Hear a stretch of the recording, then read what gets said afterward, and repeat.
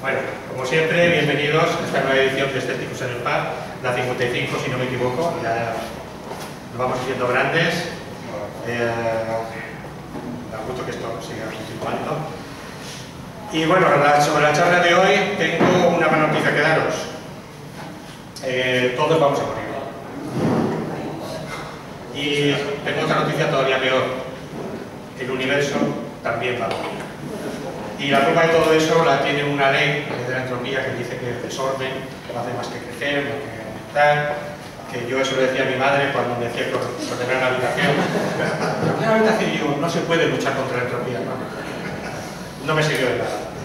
Pero bueno, para aclarar estos conceptos de entropía, sistemas caóticos, tenemos un ponente de excepción, Víctor Quesado, al que presento aquí y para que pido un fuerte aplauso.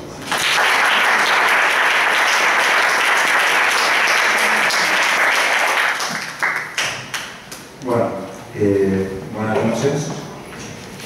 Pensaba empezar de una forma esta charla, pero este mediodía leí una noticia en el periódico que me ha hecho cambiar de opinión, me ha hecho cambiar totalmente los planes, al menos para empezar. Ahora, escuchando a Juan Pablo, gracias por tu presentación, he vuelto a cambiar de idea, pero bueno, ya iremos viendo a hablar de la charla. Para hacer esta charla me gustaría leer una noticia, como comentaba, que he leído en el periódico este mediodía mientras comía y me ha parecido oportuno cambiar los planes que tenía. Y dice así, no voy a leer solo el titular, no os preocupéis que no voy a leer toda la noticia. El titular dice: muere un niño al que le trataron la otitis con homeopatía y no con antibióticos. Este es el titular de la noticia. Y la entradilla continúa: un menor de 7 años ha muerto en Italia por culpa de una otitis. Sus padres le habían tratado con homeopatía y habían rechazado los antibióticos. Bueno, yo aquí esta noche efectivamente voy a hablar de entropía, pero voy a hacerlo hablando de una niña que nació en Palermo en 1918 y murió cuando iba a cumplir 2 años, justo una semana antes de cumplir 2 años, en 1920, por culpa de una bronconeumonía. En aquella época los antibióticos todavía no se habían descubierto y sus padres no tuvieron la opción de rechazar este tratamiento.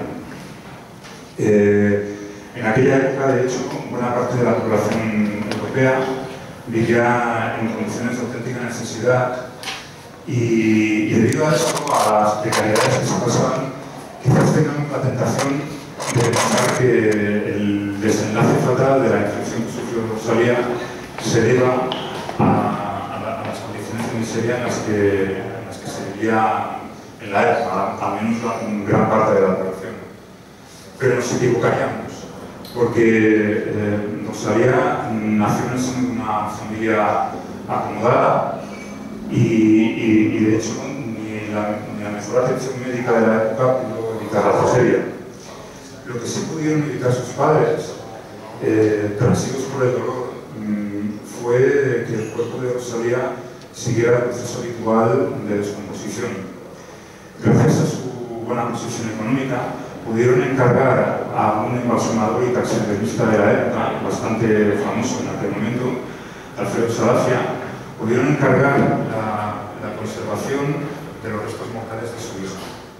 Entonces este señor trató el cuerpo de Rosalía y gracias a este tratamiento el cuerpo de la niña ha atravesado la región temporal que nos separa de su época y actualmente se conserva en las catacumbas de los capuchinos de Palermo, en Sicilia, en un estado excepcionalmente bueno de conservación. Más adelante tendremos ocasión de ver con nuestros propios ojos lo bien que se conserva el cuerpo de Rosalía. Antes me gustaría explicar algunas cosas porque es importante explicar algunas cosas, hablar sobre entropía y sobre temas relacionados para entender el auténtico calado de la pregunta que el artículo está hablando. Por otra parte, claro, evidentemente no penséis que voy a enseñar el cuerpo de Rosalía nada más empezar, tendréis que esperar al final. Lo siento. A mí siempre me dicen, tienes que dar un poco de misterio a las cosas. Bueno, pues entonces ya está, desde el punto de misterio. A ver, conocí el caso de Rosalía. Este caso no es ningún misterio, no lo he descubierto yo, se conoce desde hace tiempo que se habla de él. Yo lo conocí gracias al blog de Rosa Porcel, gracias al artículo que escribió ella titulado Rosalía Lombardo y el líquido de la perfección. Me ocurrió lo que suele ocurrir en Internet. Estaba buscando información sobre transgénico, sobre un tema que en principio no tiene nada que ver, y me di de bruces con esto y lo leí hasta el final, sin poder parar. Entonces, lo que ocurrió fue que yo leí el artículo, me impresionó bastante, y meses después, la imagen de la niña, esta que no se puede enseñar todavía rondaba por mi cabeza. Y dando clase en segundo de bachillerato, hablando sobre termodinámica química, sobre procesos reversibles y irreversibles, mientras les explicaba todas estas cosas a los alumnos, de repente apareció la pregunta en mi cabeza. ¿El estado de Rosalía, el estado en el que se encuentra ahora su cuerpo, es reversible?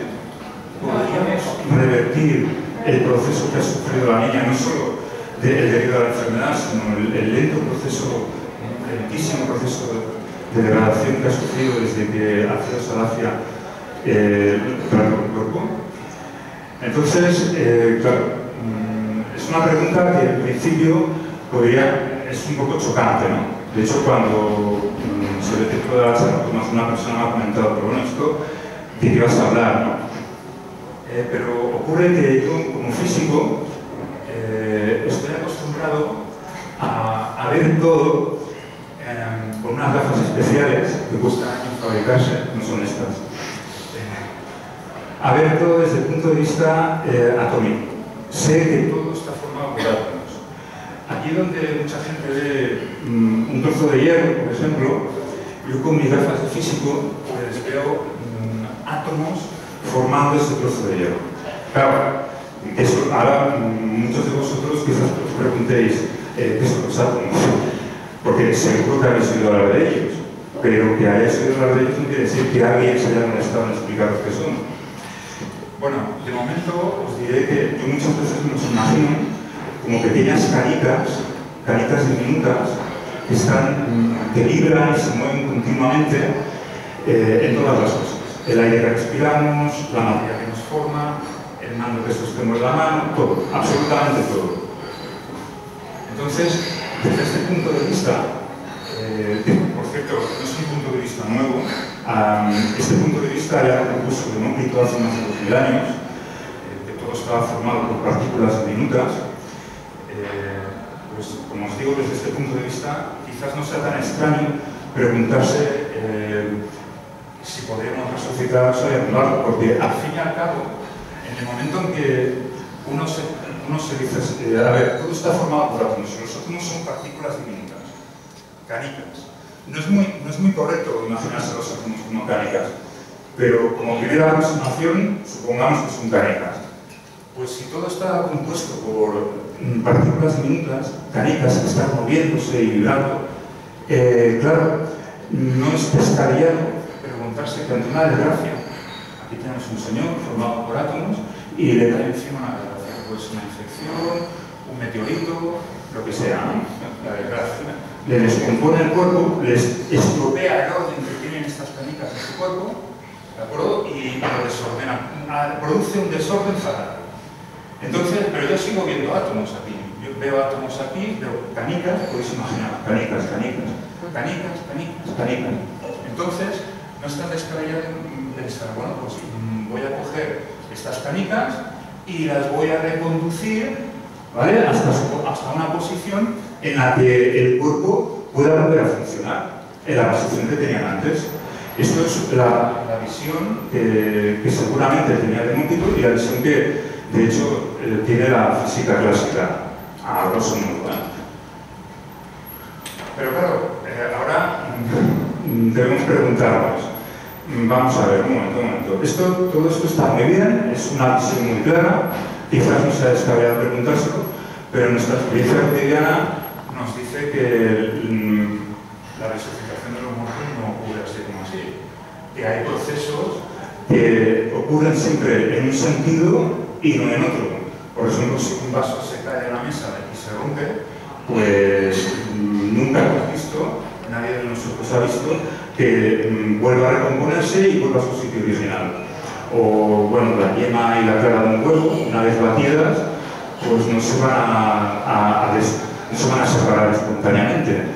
En fin, nuestra experiencia cotidiana tiene un peso muy importante y nos dice que siempre hay procesos que van en un sentido y no en otro. Y por lo tanto, sabemos o tenemos una sensación muy grande, muy aplastante, que prácticamente nos convence de que resucitar a Rosalía Lombardo es imposible. Y sin embargo, a pesar de todo, vamos a ver si puedo activar aquí con un poco de suerte. La activa, no se podrá. Aquí debería aparecer ahora. Pincha, pincha, a ver. Pincho, a ver si con un poco de suerte. Demos unos segundos. ¿No? Bueno, esto. Si no queremos audio o vídeo. Esto no es un altavoz gigante, esto es una película que tendría que haberse reproducido. Y no se ha reproducido, intento saber por qué, pero da igual.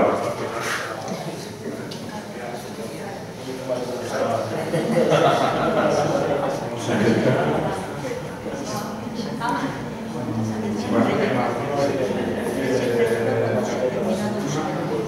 Perdonad un segundo, el agua.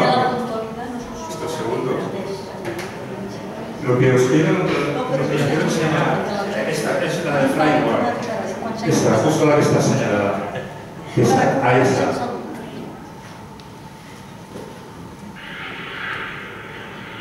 Recordad, es imposible.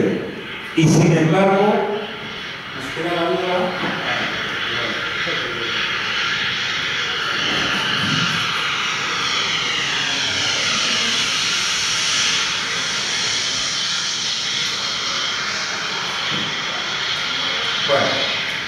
Bueno, un señor volando.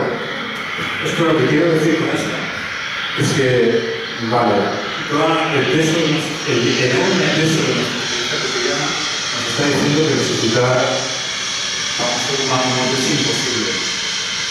Y sin embargo, hasta hace pocos años, no hace tantas décadas, se consideraba que un ser humano volara era imposible, totalmente imposible. Gracias, Juan Pablo. Y sin embargo, hoy en día forma parte de nuestra experiencia cotidiana, más habitual. A nadie le extraña hoy en día, puede que tengamos miedo de volar. Esto es totalmente comprensible hasta cierto punto y humano. Pero a nadie le extraña que los seres humanos podamos volar. Se ha comprendido, con el paso del tiempo, se ha comprendido, voy a quitar el trabajo gigante ya, se ha comprendido que volar es un problema tecnológico. No viola ninguna ley fundamental del universo, al menos que un ser humano. Que un ser humano vuele es un problema tecnológico. No viola ninguna ley fundamental del universo. No hay ninguna ley que nos diga que un ser humano vuele, es imposible, por definición.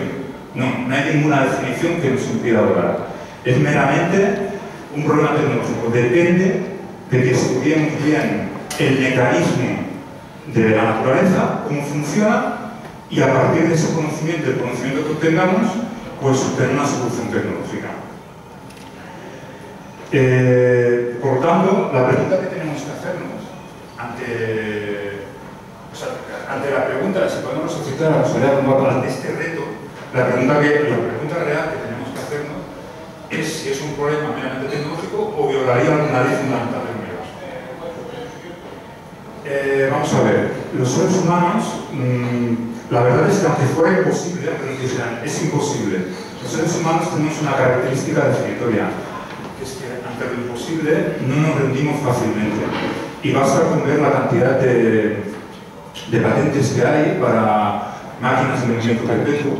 Y también basta con fijarse en el hecho de que, a pesar de que sabemos que la velocidad de la luz es insuperable, hay una ley fundamental que nos dice que la velocidad de la luz no se puede superar, pues a pesar de eso, no renunciamos a las naves espaciales como las que salen en Star Trek que nos permitirían viajar de una estrella a otra en menos tiempo de lo que viajaríamos si fuéramos a la velocidad de la luz. Entonces, aquí parece algo contradictorio, ¿no? ¿Por qué digo ahora mismo, sin ningún rubor, que una máquina de movimiento perpetuo es imposible y, sin embargo, no renunciamos a las naves espaciales que salen a Star Trek? Bueno, pues es sencillo. Pues porque digo sin rubor que esto no y que esto tal vez, porque las máquinas de movimiento perpetuo violan los principios de la termodinámica y las naves de Star Trek no violan ningún principio fundamental, aunque pueda parecernos que sí lo hacen. Esto requiere un poco de explicación, porque, claro, vosotros ahora estaréis pensando, a ver, vamos a ver, ha dicho que las naves nos permiten viajar de una estrella a otra, este tipo de naves, no las cápsulas que tenemos hoy en día, que todavía tenemos hoy en día. A mí me gustaría que me conocen un poco, lo sabe. Bueno, no hace falta conocerme mucho para saberlo. Mi camisa acabo de gastar. Bueno, pues, porque estas naves, acabo de decir, vamos a ver, nos permitirán viajar de una estrella a otra en un tiempo menor del que tardaríamos si fuéramos a la velocidad de la luz. Y al mismo tiempo he dicho, la velocidad de la luz es insuperable. Entonces, estas naves están violando un principio fundamental, una ley fundamental, un principio fundamental. Esto requiere una explicación. La hay. Es una explicación muy sencilla y la voy a hacer rápido. Vamos a ver. Lo que no se puede superar es la velocidad con la que un móvil, imaginaos que esto es una nave espacial, esto es una pluma en realidad, pero vamos a suponer que es una nave espacial. Lo que no puede ocurrir es que este objeto, esta nave espacial, vaya de aquí al otro extremo de la sala a una velocidad más grande que la velocidad de la luz. Esto no puede ocurrir. Pero esta nave se sitúa en un espacio-tiempo, ¿de acuerdo? Está en el espacio. Y lo que sí podemos hacer, y no viola ningún principio fundamental, es arrastrar el espacio-tiempo donde está la nave, y además esto lo podemos hacer a la velocidad que queramos. No hay límites.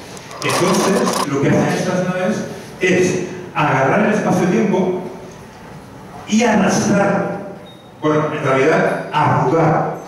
Lo arrugan. Por eso se llaman, bueno, en inglés tiene el nombre de arrugar el espacio, aquí lo traducimos más a menudo por el motorismo de curvatura, porque aumentan la curvatura del espacio, eso provoca una arruga y es equivalente totalmente a agarrar el espacio y moverlo muy deprisa. Ese efecto, a lo mejor algunos de vosotros estáis pensando que no existe y que es una hipótesis de los físicos y con una recuperación equivalente a lo de resucitar a la Rosalía Lombardo. Pero estáis equivocados. Esto está ocurriendo ahora mismo, el arrastre del espacio, y se llama expansión cósmica. Y además está medido con mucha precisión. Entonces, de esta forma, todo esto lo explico porque quiero que comprendáis que es muy importante estudiar los principios fundamentales con atención y con rigor, minuciosamente. Fijaos, resumiendo, naves espaciales, tal vez, ¿por qué? Porque ya hubo un físico que propuso una forma de construirlas sin violar ningún principio fundamental. Motores de movimiento perpetuo, no, porque violan los principios de la termodinámica, y de momento nadie ha propuesto ninguna forma para esquivar estas leyes implacables, estos auténticos guardianes del universo que llamamos leyes fundamentales. Nadie ha propuesto nada que nos permita esquivarlos. En cambio, en el otro caso sí que hay una propuesta seria que vemos que no viola ningún principio fundamental y por lo tanto no tenemos por qué renunciar aún a esta maravilla tecnológica. En resumen, hay que estudiar minuciosamente y con rigor el mecanismo de la naturaleza, las leyes fundamentales, si no queremos acabar siendo esclavos de nuestra ignorancia. ¿Qué quiere decir esclavos de nuestra ignorancia? Pues acabar pensando que hay cosas posibles cuando en realidad son imposibles, como en el caso de los motores de movimiento perpetuo, o acabar pensando que hay cosas imposibles cuando en realidad son perfectamente posibles. Un ejemplo de algo que mucha gente que es imposible, cree que es imposible y en realidad es perfectamente posible es la evolución de las especies, sin ir más lejos. Vamos a ver, hay muchas personas, supongo, yo personalmente tengo la experiencia de encontrarme con gente que me dice, bueno, la evolución de las especies es una patraña, porque como el segundo principio de la termodinámica demuestra, el desorden siempre tiene que aumentar y por lo tanto es imposible que haya organismos cada vez más complejos. Imposible, está demostrado. Las leyes de la termodinámica lo impiden. Su razonamiento tendría que ser parecido a esto. La teoría de la evolución es una patraña, tal y como demuestra el segundo principio de la termodinámica. Según este principio, el desorden en el universo no puede más que aumentar. Por lo tanto, es imposible que haya organismos cada vez más complejos. A ver, aquí estas personas, normalmente, digamos siempre, pero normalmente son personas que tienen una perspectiva creacionista del universo y intentan utilizar las leyes de la física para justificar sus propias creencias. Esto es bastante común. Intentar utilizar las leyes de la física para justificar las creencias personales pues suele llevar a errores y falacias. También aprovechan una asociación que suele hacerse, que en principio es bastante correcta, para construir su razonamiento.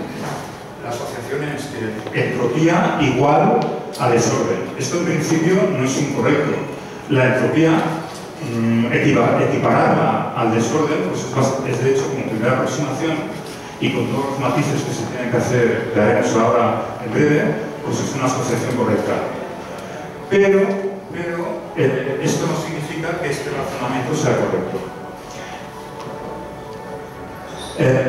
A pesar de que parezca algo razonable, tenemos que confesarlo, parece algo razonable.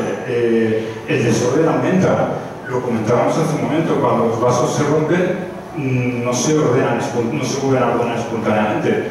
Y de hecho, estaremos todos de acuerdo, imaginaos que tenemos en unos sacos, pues hemos acumulado elementos químicos sencillos, como los que nos forman a nosotros y a cualquier ser vivo. Carbono, nitrógeno, hidrógeno, oxígeno, un poquito de hierro, son unos gramos, pero también es muy importante, calcio, magnesio, etc. Hay un montón. Los más importantes son unos poquitos, pero hay un montón. Pues imaginemos que los tenemos todos ahí acumulados en sacos y los arrojamos así vaciamos los sacos en un montón.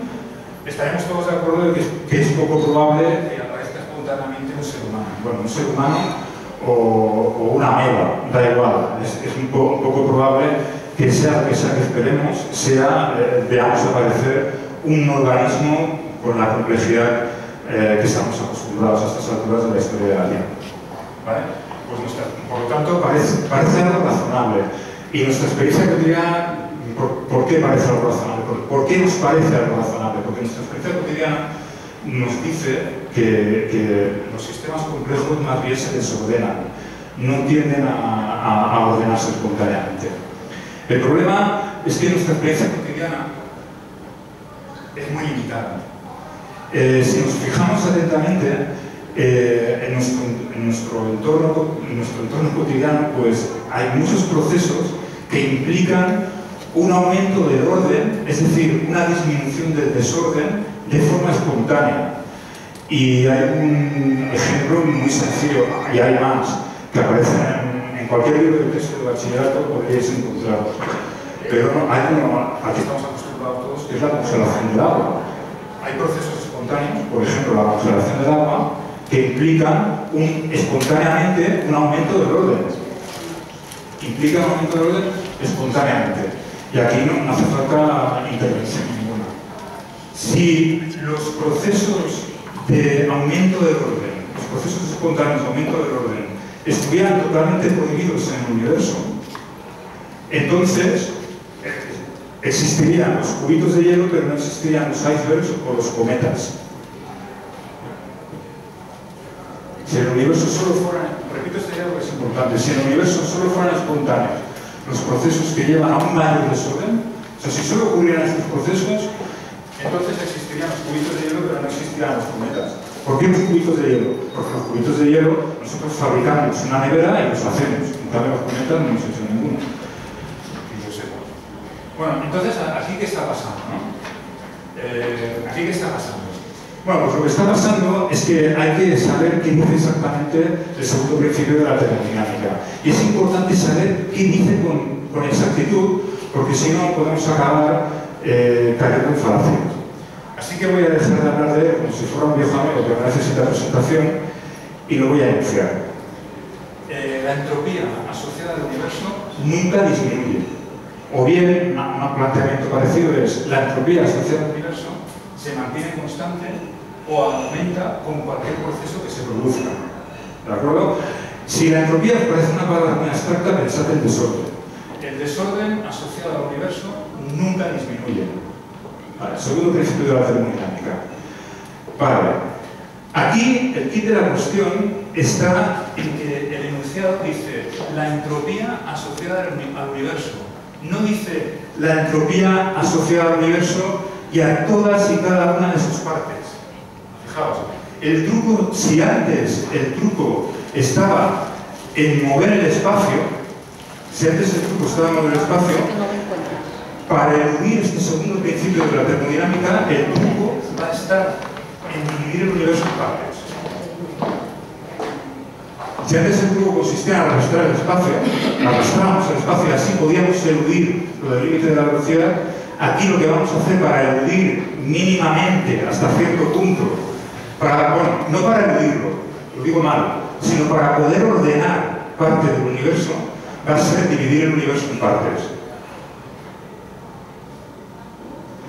Técnicamente decimos que dividimos el universo sería todo. ¿Vale? Dividimos el universo en dos partes. El sistema que estamos... Cuando hablamos del sistema, lo que quiero decir es lo que estamos estudiando. Puede ser una cucaracha, puede ser una mota de polvo, puede ser un grano de polen, puede ser el cuerpo de una niña, el rosario del barro, lo que sea, puede ser una estrella entera. Ese es nuestro sistema. Y todo lo demás es el entorno. Y la suma de las dos partes es el universo. Entonces, nada nos impide que en el sistema que estamos estudiando disminuya el desorden, es decir, aumente el orden, a costa de aumentar el desorden en el entorno.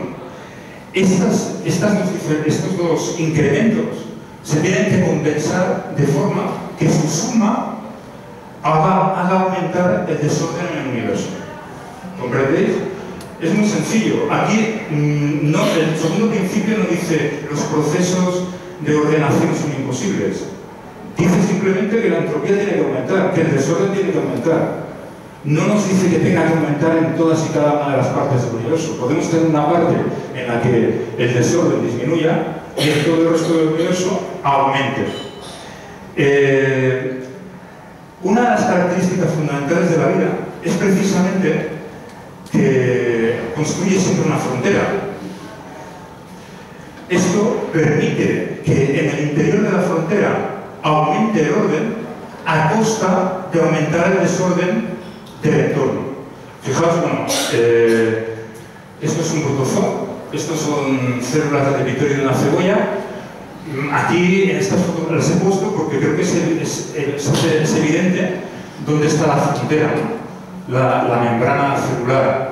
Esta membrana celular es una frontera, es lo que divide el sistema del entorno. Y gracias a esta división podemos tener una parte del universo que se ordena, a costa de desordenar la otra.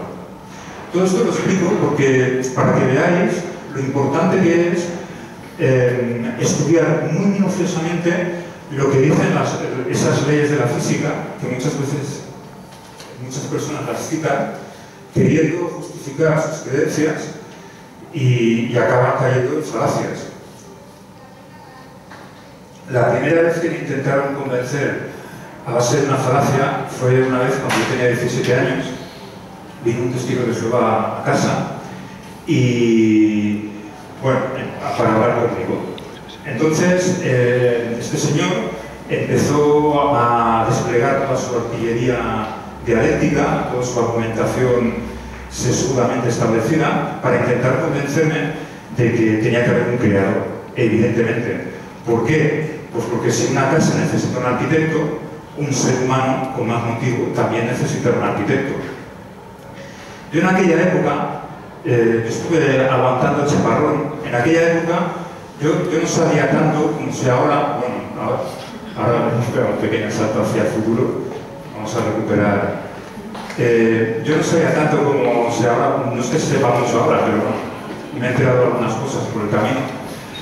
Yo no sabía tanto como sé ahora, pero sabía una cosa. Todo está formado por átomos. Eso lo tenía clarísimo. Eso lo tenía clarísimo. Tenía clarísimo otra cosa. Tenía clarísimo que las leyes de la dinámica que rige los átomos, que maneja la mecánica entre las partículas que forman todo, es mucho más compleja y mucho más rica que la dinámica que rige los ladrillos de las casas. Que no quiero decir con esto que no sea interesante, pero bueno, sí. Entonces, todo esto lo digo para que veáis lo importante que es estudiar muy minuciosamente qué dice cada uno de los principios de los principios fundamentales. Y como saber que todo está formado por átomos es tremendamente importante, voy a dejar de hablar de átomos como si fueran viejos conocidos que no necesitan presentación y me voy a entretener un poco en qué es esto de los átomos. Lo voy a hacer, a ver, aquí hay personas, sé que hay personas que están acostumbradas a oír hablar de átomos, que de hecho se han pasado la mayor parte de su vida oyendo hablar de átomos, de moléculas, etcétera, etcétera, etcétera.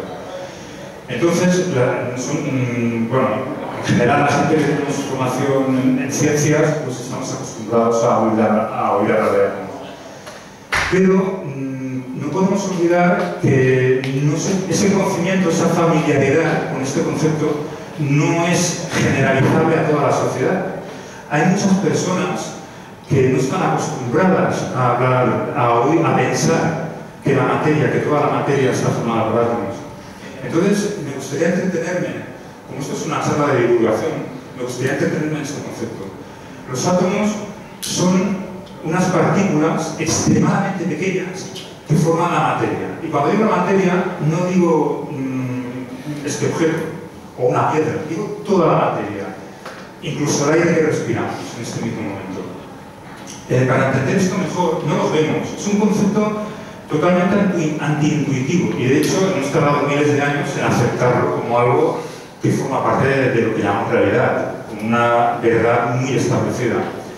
Pero imaginaos, para intentar entender lo que es un átomo, imaginaos una playa desde lejos. Imaginaos que veis una playa desde lejos. Cuando observamos la arena, vemos que lo que percibimos, es algo totalmente uniforme. Es una superficie totalmente uniforme. Sin embargo, si nos acercáramos, a medida que nos vamos acercando, llega un momento en que podremos apreciar las partículas que forman la arena. Podemos apreciar que esta arena no es algo uniforme, sino que está formada por partículas diminutas. Bueno, pues eso que pasa con la arena, pasa con todo. Cuando observo esta mesa, desde esta postura, desde esta posición que tengo en este momento, es como si observara esa playa. Exactamente lo mismo. Si me acerco ahora mismo no veré nada, pero si me acerco con los aparatos de medida adecuados, pues podré ver los átomos que forman esta mesa. Y esto pasará con todo, con el oxígeno, con el oxígeno que respiramos, con la camiseta que he visto, con mi brazo, con todo, con absolutamente todo. Este conocimiento parece la tontería, es decir, bueno, pues vale, ¿no? Pues ya eres tú, qué cosa nos está contando esta tarde. Pero en realidad es un conocimiento que cuando entra en la cabeza de una persona va germinando poco a poco y acaba haciendo que cambie totalmente de visión del mundo. También podemos, si los átomos son a algunos parece un concepto demasiado abstracto, también nos podéis imaginar como letras.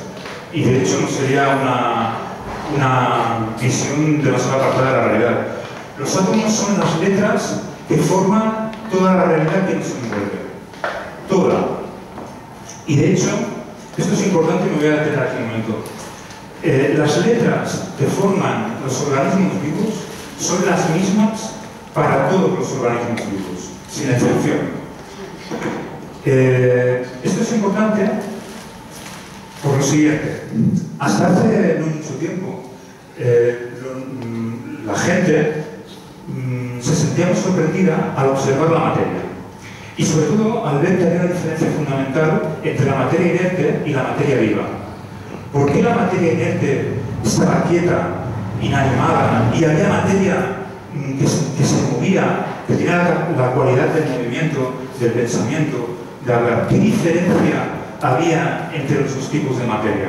¿Qué diferencia fundamental había entre una piedra que es inerte y un ser humano que puede moverse, sentir, hablar, pensar? En otros tiempos, la conclusión a la que llegaron es que existía una energía, una esencia que impregnaba la materia que estaba viva. Y gracias a impregnar esa materia, la otorgaba la cualidad del movimiento. Y cuando esta esencia abandonaba esa materia, pues entonces la materia quedaba inerte.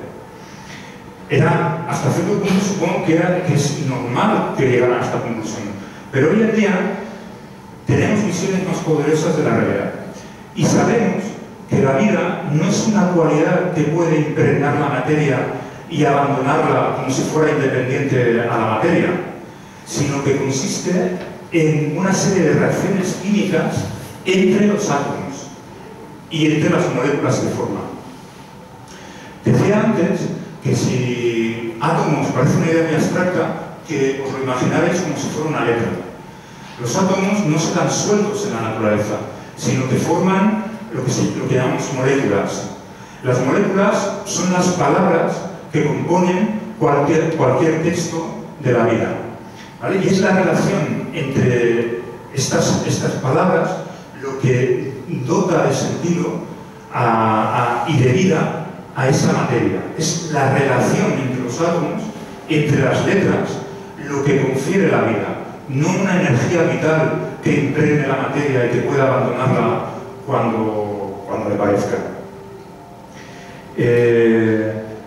Por ejemplo, yo no sé si habéis mirado alguna vez un árbol y os habréis detenido a reflexionar que las letras que forman ese árbol son exactamente las mismas que forman nuestro cuerpo, exactamente iguales, son las mismas letras, básicamente las mismas. ¿Qué nos diferencia entonces a nosotros del árbol o de cualquier otro ser vivo? Una esencia vital. ¿Es que nuestras esencias vitales son diferentes? No.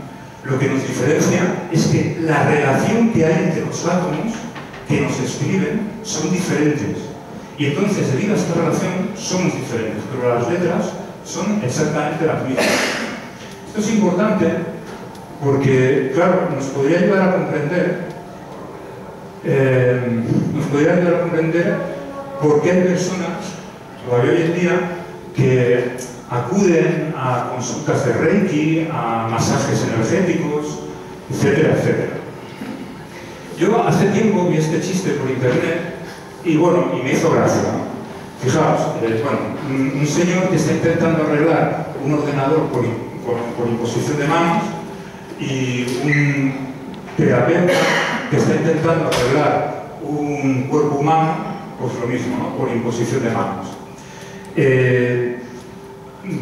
A mí me hizo gracia porque yo no veo, a ver, entendedme lo que quiero decir, iba a decir, no veo mucha diferencia entre esto y esto, entendedme lo que quiero decir. Lo que quiero decir es que el cuerpo humano es una máquina biológica que no está animada por una esencia vital, sino que la cualidad de vida que tiene se debe a una serie a cómo se relacionan los átomos que la forman. Es una cuestión mecánica de relación entre los átomos.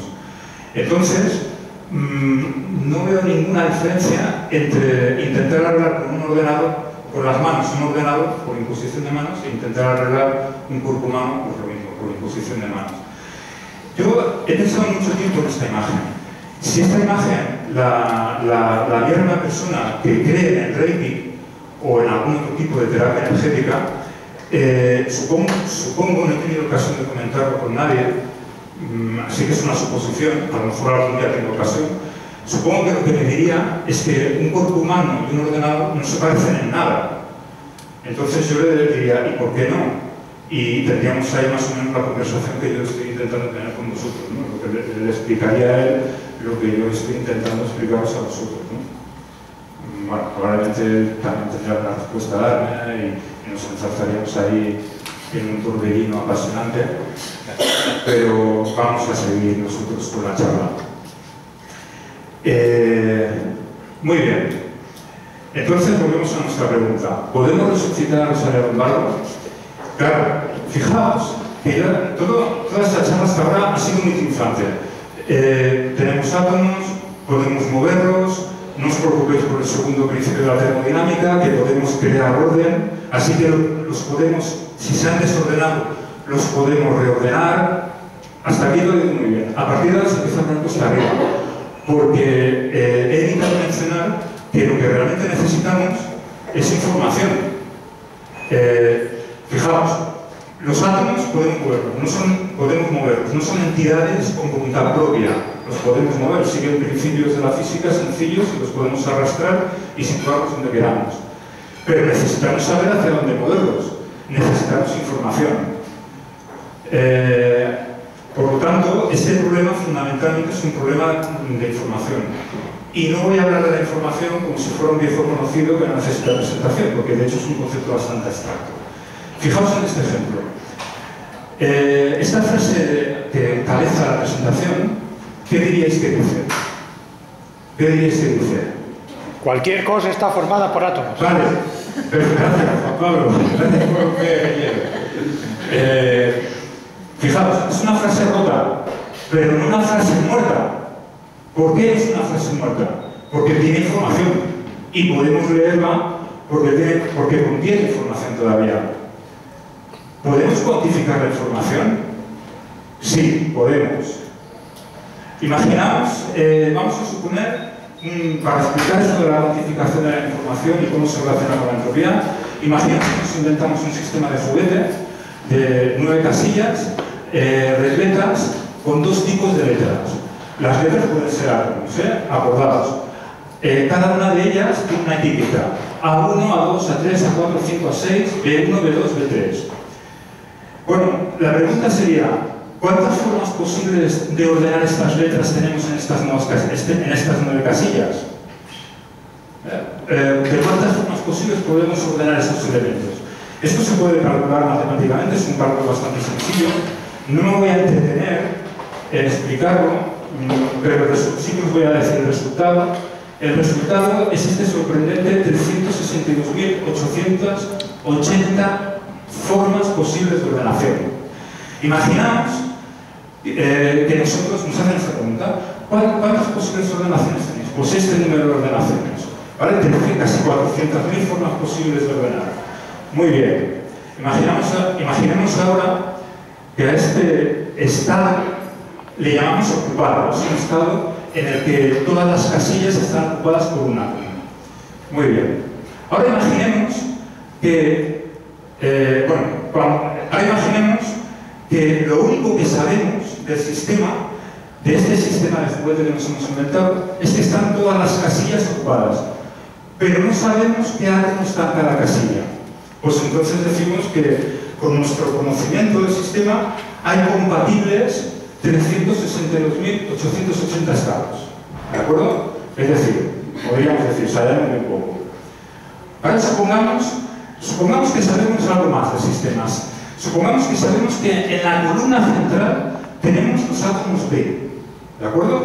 El B1, el B2, el B3. Sabemos que sea cual sea la ordenación concreta de nuestro sistema, tiene que cumplir esta condición. Entonces, ¿cuántas ordenaciones posibles tenemos? ¿Cuántas formas posibles tenemos de ordenar los átomos ahora? Bueno, pues ahora tenemos menos formas posibles de ordenarlo. Solo 4.320. Hemos reducido el número de formas de ordenar. ¿Por qué se ha reducido? Porque sabemos que la columna central tiene que estar ocupada con las veces. Y sea cual sea la configuración concreta en la que dejemos los átomos, tiene que ser compatible con esta configuración.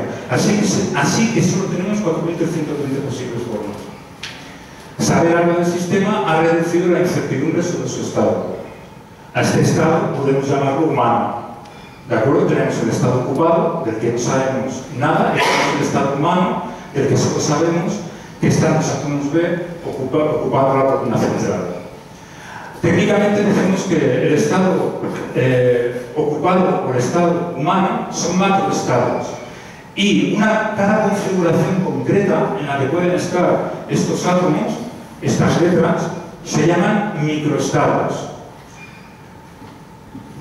¿De acuerdo? En el estado ocupado, cuando solo sabemos que están todas las casillas ocupadas, pues tenemos casi 400.000 formas de ordenarlo. Pero cuando sabemos que los átomos B están en la columna central, reducimos enormemente la incertidumbre, porque tenemos algo de información. Solo tenemos 4.000 y pico formas de ordenarlo. ¿Cómo cuantificamos la información, entonces? Bueno, hay una forma contando microestados. Cuantos más microestados hay compatibles con el estado que observamos, menos información tenemos del sistema. Otra forma de decirlo, cuantos más microestados, más incertidumbre. Hay una forma matemática de relacionar el número de microestados con la incertidumbre que tenemos. La primera persona que estableció esta relación matemática, ahora explicaré qué es, fue Ludwig Boltzmann. Boltzmann dijo, bueno, la entropía viene a ser el desconocimiento que tenemos nosotros del estado concreto, de la configuración concreta del sistema. Y podemos cuantificarla, cuantificó la entropía como una forma de ignorancia. Y vino a decir, la entropía es igual a un número, que llamamos K, que es una constante, multiplicado por el logaritmo neperiano del número de configuraciones posibles. A ver, el logaritmo neperiano es una función que crece a medida que crece el número de configuraciones posibles. Cuantas más configuraciones posibles tenemos, mayor es el logaritmo neperiano y más entropía tendremos. Es una forma de cuantificar la desinformación, de hecho. Pero ya sabemos, cuanta más desinformación, menos información. Y cuanta más información, menos desinformación. Son conceptos totalmente complementarios. Muy bien, volvamos al ejemplo de los sacos. Ahora podemos contemplar este ejemplo desde una nueva luz. En el estado sacos, la entropía asociada al estado sacos va a ser enorme, porque tenemos un montón de configuraciones posibles. Podemos coger una letra C y ponerla en muchísimos estados posibles. Una letra N y ponerla en muchísimos estados posibles. Una letra H y ponerla en muchísimos estados posibles. Y así con todas las letras. No tenemos ningún tipo de limitación, ningún tipo de regla a la que tenemos. Por lo tanto, el número de configuraciones posibles va a ser enorme, la entropía va a ser enorme. Pero en el estado humano, cuidado, porque tenemos reglas a las que atenernos. Una letra C no puede estar en cualquier sitio, una letra N no puede estar en cualquier sitio, y así con todas las letras. Tienen que estar cada una en su sitio, para que el texto que forman tenga sentido, un sentido humano. ¿Vale? Entonces, mucha entropía, poca entropía. La entropía se ha reducido desde que estaban las letras desordenadas en un ambiente totalmente natural hace miles de millones de años, hasta ahora, este momento, la entropía se ha reducido. Ningún problema con esto, pero se ha reducido a cambio de aumentar la entropía del entorno. ¿Vale? No hemos violado ningún principio fundamental. Hemos reducido la entropía aumentando la entropía del entorno. Hasta aquí todo correcto. Muy bien, también podemos contemplar, bajo una nueva luz, el siguiente ejemplo. Imaginaos que tenemos una frase con 27 letras, y es lo único que sabemos de la frase, 27 letras. Tendrá un montón de estados compatibles, habrá un montón de frases con 27 letras. Pero realizamos un trabajo de investigación y entonces llegamos a la conclusión de que este primer lugar está ocupado por una letra D, el segundo lugar por una letra O, y así sucesivamente podemos ir rellenando algún sitio. ¿Qué hemos podido hacer gracias a este trabajo de investigación? Pues hemos aumentado la información que tenemos del sistema y ya tenemos menos frases compatibles con este estado. Repetición de la jugada y avanzamos. Ahora vamos a volver a Rosalía Lombardo y vamos a imaginarnos, vamos a pensar en Rosalía Lombardo, niña de los años de edad, congelada en el tiempo desde 1920, en las catacumbas de los capuchinos de Palermo, en Sicilia, como si fuera una frase gigantesca, tridimensional, épica. Vamos a preguntarnos, fijaos que vamos a preguntarnos si podemos recomponer esa frase. ¿Podremos recomponerla de alguna manera? Sabemos más o menos cuál es el número total de letras que pueden formar esa enciclopedia gigantesca. Podríamos determinar incluso el número de cada letra, el número de letras O, el número de letras C, el número de letras H. Todo eso podemos determinarlo. Pero podríamos recomponer todo el texto. Vale. La pregunta es, por mucho que investiguemos, ¿habría algún rastro que seguir? Porque claro, comentaba antes que necesitamos información. También necesitamos saber qué camino seguir. Porque si no hay pistas, si no hay conexión entre el estado actual y los estados previos de esta maravillosa enciclopedia, por mucho que investiguemos, no podremos determinar la posición de cada una de las letras. Fijaos, esta diapositiva de hecho quizás sea la más importante de toda la charla. Hemos visto que existen los átomos. Hemos visto que existe la posibilidad de cuantificar la información y que existe incluso la posibilidad de aumentar esta información. No hay ningún problema con disminuir la entropía. Existen los átomos, podemos moverlos y disminuir la información, pero existe un camino a seguir. ¿Podemos conectar el estado actual de Rosalía con los estados previos? Un camino es una conexión. Esta pregunta es importante. ¿En qué tipo de universo vivimos? Si viviéramos en un universo donde las leyes de la naturaleza son totalmente azarosas, no podemos conectar el estado presente con el estado actual ni con los estados futuros.